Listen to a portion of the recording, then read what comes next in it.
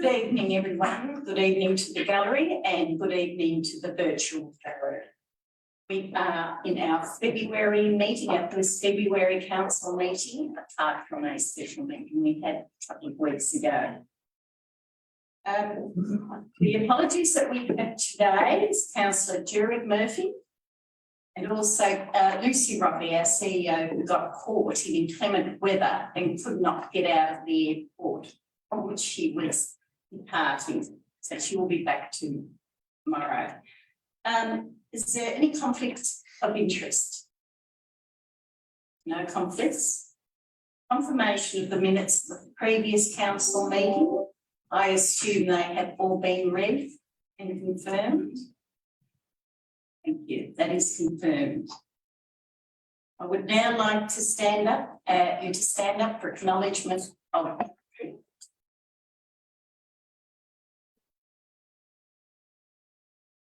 I would like to acknowledge and extend my appreciation to the Judja Wurrung people, the traditional owners of the land that we are standing on today. Today we pay our respects to leaders, elders, past and present and emerging, for they hold the memories, the traditions, the culture and the hopes of the Judja Wurrung people. Now for the prayer. Almighty God, we ask you to present in this council, direct and guide our deliberations. We ask you grant us wisdom and sensitivity as we deal with the business of Central Goldfields Shire.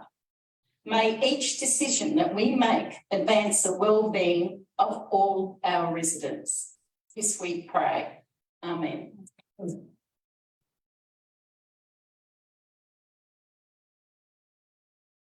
Start with the first on the agenda of the reports, and that is number 8.1, Finance Forecast Analysis Report. And the purpose of this report is to advise Council on the 2022-2023 financial forecast and how it compares against the adopted budget, noting any material differences. Do I have a move against recommendation?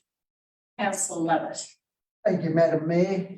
I would like to move that Council receives and notes the attached mid-year forecast for the period to 30 June 2023, noting an operating result of $11.7 million, 1.2 million favourable to budget, and receives and notes a capital work spend of $19.4 million to June 2023. Thank you, Councillor Lovett. Do we have a second vote? Madam Mayor.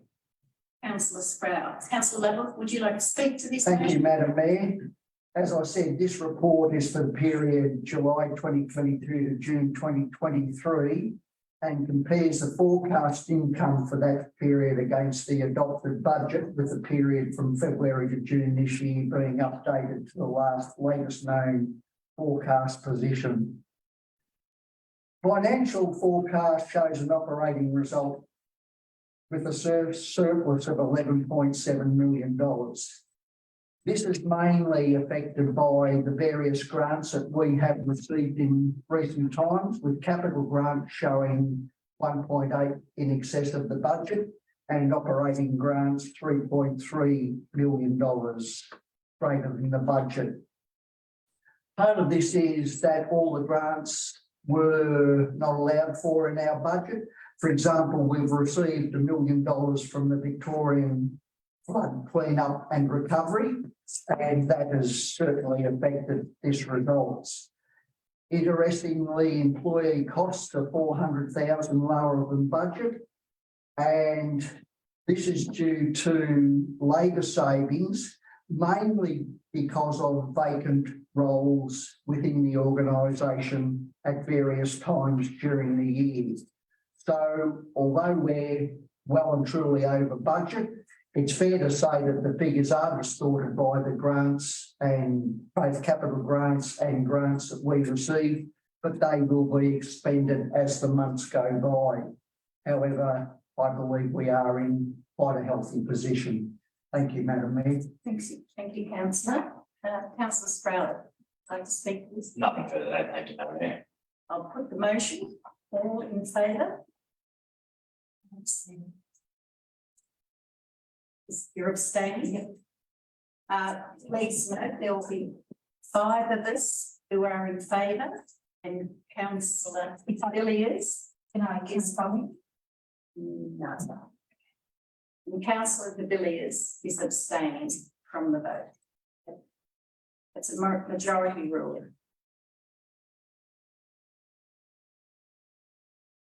Item 8.2, Finance Report, January 2023. The purpose of this report is to advise Council on the financial performance for the year to date and how it is tracking against the adopted budget, noting any material differences. Do I have a mover? Councillor Lovett. Thank you, Madam Mayor. I would like to move that council receives and notes the attached finance report for the period to 31 January 2023. Thank you, councillor. Do I have a seconder? Councillor Long. Councillor Lovett, would you like to speak? Thank you, Madam Mayor.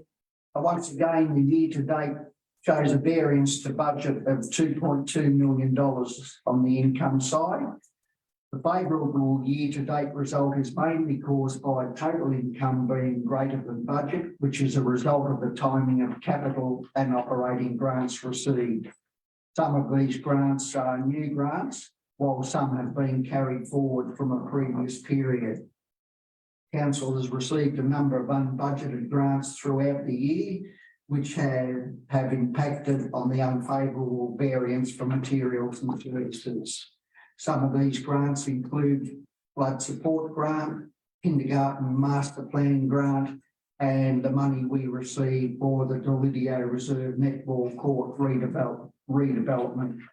This is mainly about a timing issue that when we receive the grants, we must wait until they've been expended before they can be accounted for properly. Thank you very much, Madam Mayor. Thank you, Councillor Lovett. Councillor Long. Nothing further to add, thank you. Thank you. I'll put this to a vote. All in favour? Not saying anything. Councillor Villiers is abstaining, so the vote is 5. Majority rules. 5 in favour. Thank you. Item 8.3, which is the electoral structure review summary, and the purpose of this item is to present information about the Central Goldfields Shire Council electoral structure review currently being conducted by the Victorian Electoral Commission. Do I have a mover for this item? Yes, Madam Mayor, happy to move the motion that Council endorses the attached submission for the electoral structure review of Central Goldfields Shire being carried out, and noting that that submission is in favour of 7 single-member wards for this shire. Thank you, Councillor. Do I have a seconder? Thank you, Councillor Lovett. Councillor Chris Meadows, would you like to speak to this? Thank you, Madam Mayor. Electoral reviews happen at regular periods of time. They need to because numbers change, they grow, in particular wards they decline, and also there has to be an assessment by the Victorian Electoral Commission whether the ward structure remains fit for purpose. And that is requirement, of course, at this time, the 2020 Local Government Act, which changed the ward structure, and it provided for 3 options: single member wards, an unsubdivided ward, so we would have 7 councillors for the whole shire, or multi-member wards, but they have to be an equal number of councillors, which really is very difficult if you've got a 5 or 7 councillor shire or municipality, because of course the numbers don't lie. So effectively there are 2 options available to us: single member wards or multi or unsubdivided. Now, one thing I would say, and important to say, whatever the ward structure has been in this council, and it's changed over time, all councillors have always worked for the whole Shire, irrespective of the ward structure, whoever's elected to them. Our oath or affirmation when we start as councillors is to commit to the residents of Central Goldfields Shire. That's how it always has worked, and I really believe that's how it always will work and must work. So irrespective of whatever decision, it will be for the betterment of the Shire. But the recommendation that councillors are making in the submission is that we retain a ward structure. And we have there's 7 councillors at the moment, that number's unlikely to change. So we have 7 separate wards. That means, and the proposal is that Maryborough, we retain the 3 rural wards as is, but with some boundary changes to reflect changing numbers. But Maryborough ward, which is presently a multi-member ward of 4 councillors, would become single-member wards, because that would need to happen to comply with the new requirement of the Act. And the proposal is to retain the Maryborough character by calling them east-west rather than give them completely different names. That's important because fundamentally there are different issues in our Shire between rural wards and Maryborough residents and their needs. And this way, with having separate wards in Maryborough, there's still opportunity for Maryborough councillors in those 4 Maryborough wards to perhaps get together if there are particular issues or issues with their residents that cross those boundaries. So I think it is a well thought out submission. Councillors have spent some time working through and trying to get the best solution. I have in the past experimented and to see the level of interest in unsubdivided municipalities. I can say categorically, there is none. I could have held a meeting of supporters in a telephone box. What people want is their ward councillors. That undoubtedly in my mind is what is wanted. It's I know the view that my colleagues, when we've been formulating this reply, have come up with. So I think it is the right structure. We have made some changes as Maryborough or proposed changes as Maryborough has grown. So that area, particularly around Maryborough and North, realistically, which is part of Tullarook ward at the moment, should come into Maryborough. And there's a proposal for change there. There's a proposal, Time or Barnvale, we've recognised back in 2011 should be one community, and that's proposed there. And there's some other changes, particularly in relation to Red Lion and Glasgow. As the numbers in Carisbrook have grown, so Tullarook has grown in numbers. Paddy's Ranges ward that I presently represent is the only ward that has no particular sewage in it. So the numbers, of course, have been slowing growth. So I think the proposal is some of that going to Paddy's Ranges.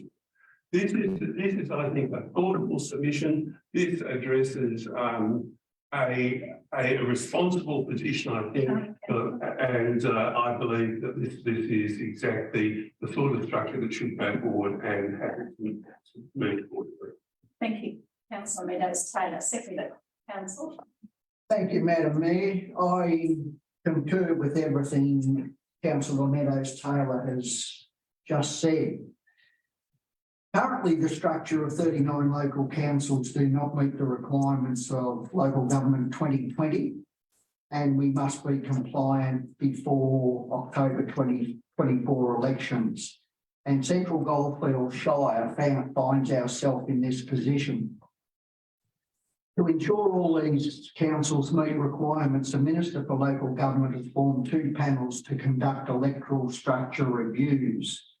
These panels will consider if the council has an appropriate number of councillors and should one large subdivided area or subdivided into wards be considered. I actually find the situation that we're in somewhat ironic. Originally, Central Goldfields Shire consisted of 5 councillors.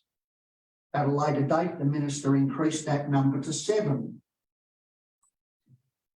The options we've got to look at is one large unsubdivided or subdivided into wards, as Councillor Meadows has said. And again, I find this is Groundhog Day. Again, this is how the Shire was previously. 3 wards outside Maryborough, and Maryborough was subdivided into 4 wards. But once again, the minister of the day changed and Maryborough became unsubdivided, e.g. 1 ward. Yet now we're told we're non-compliant with the Act. As Councillor Meadows-Taylor has said, the 2 options are to go for single-member wards or an unsubdivided municipality. I personally am totally against an unsubdivided municipality, as potentially this can lead to a lack of representation for the smaller communities. It's possible in an unsubdivided municipality we could have all 7 councillors from Maryborough. Part of the reason for this is that roughly 63% of the voters live in Maryborough, and that is why we've got 4 councillors. So there is a risk that the smaller communities could potentially not have their own councillor. For the single member option, which I believe is the only option we can go for, one of the arguments against is that the councillors will become parochial. But as Councillor Meadows-Taylor has said, that is not the case. Ever since I've been on council, all councillors, irrespective of where they come from or what their wards are, have always voted in the best interests of what's best for Central Goldfields Shire as a whole. And that's why I support this submission 100%. For us, it is the only way to go. Thank you, Madam Mayor. Thank you, Councillor Lovett. Any other councillors like to speak to this motion? No? No. Well, I'll put the motion. All those in favour? That's unanimous. Thank you. Item 8.4, Council Energy Breakthrough. Now, the purpose of this report is to seek endorsement of the proposed increase in Energy Breakthrough participant entry fees 2023. That's this year. Do I have a mover? Councillor Elizabeth Long. Thank you, Madam Mayor. I would like to move the recommendation that Council endorse the proposed fee increase for the 2023 Energy Breakthrough event. And do we have a second of this motion?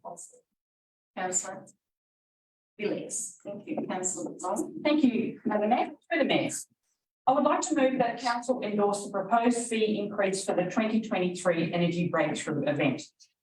As a current member and past chair for the last 2 years of the Energy Breakthrough Governance Group, which comprises Country Education Partnership and the Central Goldfields Shire Council, it is never an easy decision to increase entry fees, and this recommendation was not taken lightly by the group.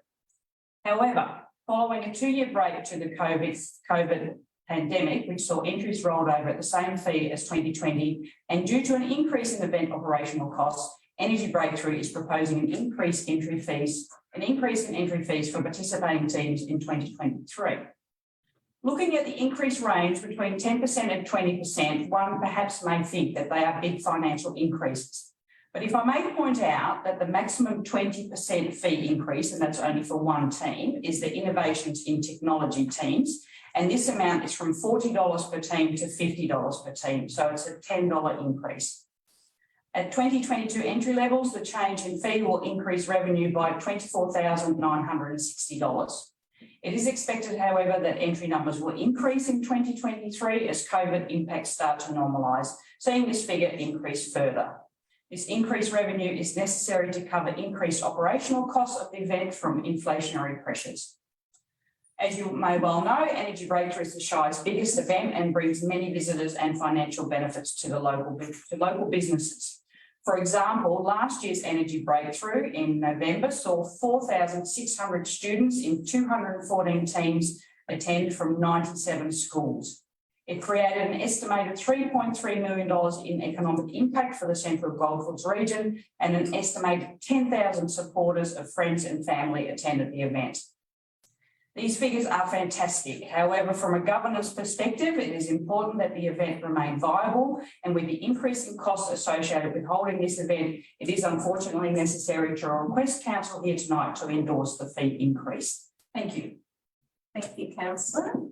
Do I have a seconder? Councillor de Villiers, would you like to speak to this motion? No. Would any other councillor like to speak to or against this motion? I'll put the motion to a vote. All in favour? Unanimous. Thank you. Items 8.5, the council action plan progress report. Thank you, Madam Mayor. I'd like to move that council note the progress with the 2022-23 action plan, particularly in relation to the second quarter. So you're moving it, councillor? And indeed, Madam Mayor. Would you have a seconder, please? Councillor de Villiers, Councillor Meadows-Taylor, would you like to speak to this motion? Thank you, Madam Mayor. Again, we're reminded 132 actions. What a huge amount for a small council. Why are we doing 132 actions, of which I might say 94 are progressing and 17 are completed? So a really, really good track record. We're doing that number because our community expect or need that of us.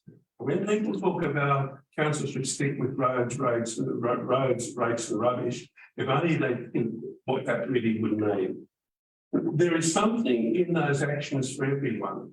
Sometimes you see on social media, some think, oh, I don't know why council are doing that, I'm not interested in that. They may not be, but someone else is.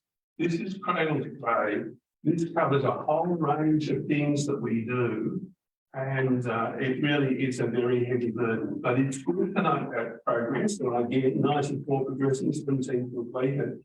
That's a good track record for the second quarter. It is really due to the hard work of the CEO, the general managers and staff, which I think this council has a real debt of appreciation. Keep the work going, because we have to get those actions completed, and no doubt by the time we do, there'll be another 132, if not more, to be the next stage. Thanks, Madam Mayor. Thank you, councillor. Councillor de Villiers, like to speak to this motion?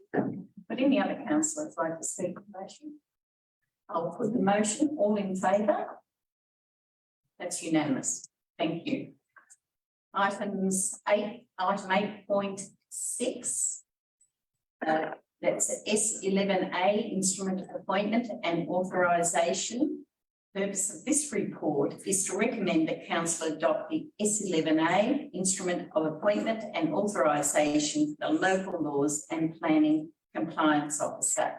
The S11A, instrument of appointment and authorisation, appoints council staff under the Planning and Environment Act 1987, which allows them to fully discharge their duties and responsibilities under that Act. Do I have a mover for this item? Madam Mayor. Councillor Wayne Sproul. I'd like to move the recommendation that one, council adopt the attached S11A instrument of appointment and authorisation for the member of council staff set out for the instrument. Two, the attached S11A instrument of appointment and authorisation comes into force immediately and remains in force until council determines to vary or revoke it. Three, that the attached S11A instrument of appointment and authorisation be signed. Thank you, councillor. Do we have a seconder? Councillor de Villiers, would you like to speak to Councillor Spratt? Thank you, Madam Mayor. This is an operational thing. We've recently appointed a local laws and planning compliance officer, and this position requires the instrument to authorise them for enforcement activities under the Planning and Environment Act 1997. Thank you, councillor. Councillor de Villiers would like to speak. Thank you, Madam Secretary. Anyone else like to speak to this item? I will put the item. All in favour? That is unanimous. Thank you. Item 9.1, notices of motion. And the notice of motion is Maryborough Railway Station goods shed. And that notice of motion was received in Council's Governance Rules 22. Councillor Chris Meadows-Taylor. Thank you, Madam Mayor. Thank you, Madam Mayor. My motion is that Council write to the Honourable Jacinta Allen MP, Deputy Premier and Minister for Transport and Infrastructure, requesting that the former goods shed at Maryborough Railway Station be available to Council for community purposes and specifically for use by the Maryborough Men's Shed to enable its continued development, including plans to accommodate women within its membership, and that funding be allocated for appropriate fit out for its new purpose. And two, to advise Martha Halen MP, the member for Ripon, accordingly, and seek her continued advocacy with government for this to be agreed and implemented. Thank you, Councillor. Do we have a seconder for this motion? Councillor Wayne-Sprout. Councillor Meadows, could I speak to your motion? Thank you, Madam Mayor. Well, I firstly acknowledge the fact that grateful that Councillor Sproul has seconded it, because he, rather than me, is a lot more would like to talk about the Maryborough Men's Shed, and I acknowledge the work that he particularly has done with the Maryborough Ward councillors in relation to Maryborough Men's Shed and the opportunity to find it a more appropriate location to enable development. There was a recent poll on social media which asked residents of Central Goldfields Shire what was their favourite heritage building. Unsurprisingly, Maryborough Station top of a lot. I must admit I have a bit of a bias. I think it's the eighth wonder of the world.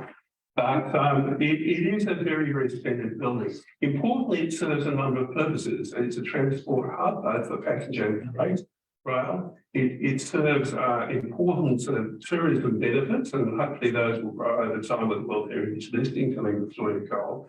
But it's also an important community asset for our community, and that happens in many ways, and through cafes, through proposed arts sections for artists. But the goods shed is a very, very important and treasured part of that heritage asset, which is not presently being used originally, hasn't been used for its purpose for a great many decades now, and being used for low-level storage. It would provide, in my view, and there's been a lot of consultation with the men's shed, a wonderful opportunity to rehouse the men's shed into an industrial type environment. It's got big floors, concrete floor, high ceiling, exactly the sorts of things that you need for that type of machinery that they use. It would enable their expansion, including women. It was offered to council some decade ago for community purposes by the government. We weren't able to quite finalise the proposal then. This is an opportunity now for that to happen. There were discussions with government representatives prior to the election. It didn't quite happen. My motion basically is to get that back on the books again, and hopefully for that to be happened, for that to be realised through the men's shed program of government, and I think would be a very fitting use of a very important asset in one of our great treasures within the Shire. Thanks, Madam Mayor. Thank you, Councillor Meadows-Taylor. Second, Councillor Sprout. Thank you, Madam Mayor. The Maryborough Men's Shed play a vital role in our community, connecting and engaging with many residents in our Shire. Let's face it, men aren't the great at discussing their feelings and emotions, and traditionally we're pretty bad at considering our own health and well-being. That's where the Men's Shed can help. The idea of the Men's Shed was to provide an environment where men could get together socially whilst taking on project work in areas such as woodwork or metalwork.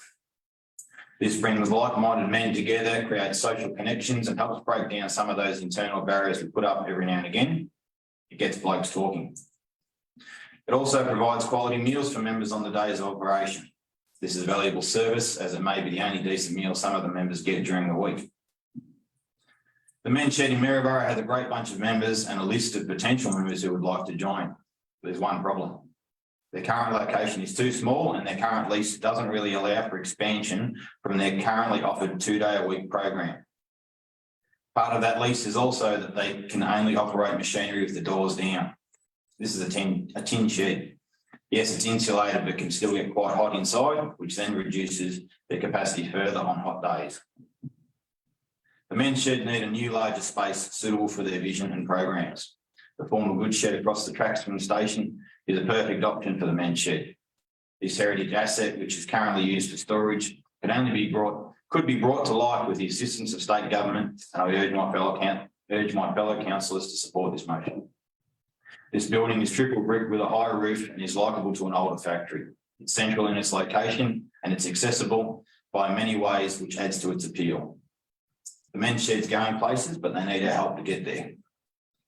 The current men's shed operate Tuesdays and Thursdays, but wish to open on more days. They want to expand to provide a day or more for women, as they understand all too well since COVID that the social connections they help provide would benefit more than just the men in our community. Skills in teaching anything from woodwork and wood turning to welding. The knowledge and experience of the members of the men's shed is a true asset and one often undervalued. They currently offer many services like the repair and maintenance of a range of things, restoration of things, like the hall seat they did for the Natty Elliott Rec Reserve. I'm sure most of us have seen their honey sticks, nesting boxes or chopping boards on display at any of the markets. You want a toy box or a bookshelf or a chicken coop, they'll be more than happy to help.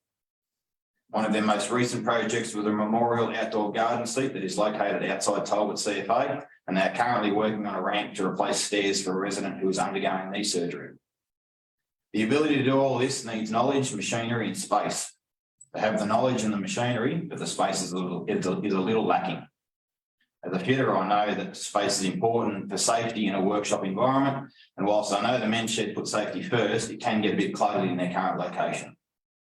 This lack of space also reduces their capacity for new members. The potential for the men's shed to grow in our community is huge, but they need the ability to operate more days and a larger space to grow. Visions of how-to days or repair cafes help with work readiness, which we know is an issue for some in our community. These are all opportunities that our men's shed can help fulfil, and the women's days have keen interest. The request for assistance in finding a new suitable location for the men's shed has been going on for a number of years, and we have the opportunity to try to progress with this motion. Thank Councillor Meadows Taylor for his ongoing advocacy and ask that you vote in favour of this motion. Thank you, Councillor Brown, and very well said. Thank you. Would anyone else like to speak to this motion? Councillor, I just have a question.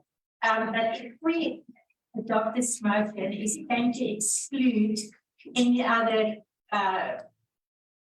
potential properties that the men's shed could move to, or is this the ultimate place that could relocate to? that would be a question for, I think, Matthew. Matthew Worthing. I think that. Thank you, councillor. In looking at this current notice of motion before council, I don't see that would potentially exclude other locations based on how it's worded. So thank you. Does anyone else like to speak? Well, I'd like to put this motion, this notice of motion to a vote. All in favour? And that is unanimous. Thank you very much. Congratulations, Councillor Meadows Taylor. And Councillor. Moving on to item number 10, urgent business. There is no urgent business. Item number 11, confidential business. There is no confidential business. So with that, I put this meeting to a close. Thank you one and all, and thank you for joining us in the virtual gallery. Thank you.